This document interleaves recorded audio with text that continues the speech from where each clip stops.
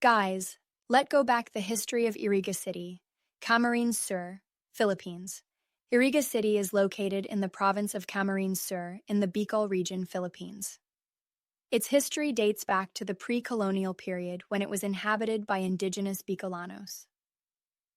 The town was officially established during the Spanish colonial era, with its name possibly derived from the Bicol word Iriga, meaning to flow, likely referring to its many rivers and water sources.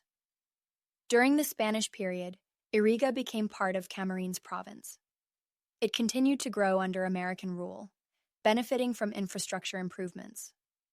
The town was significantly impacted by World War II, as the Bicol region was occupied by Japanese forces.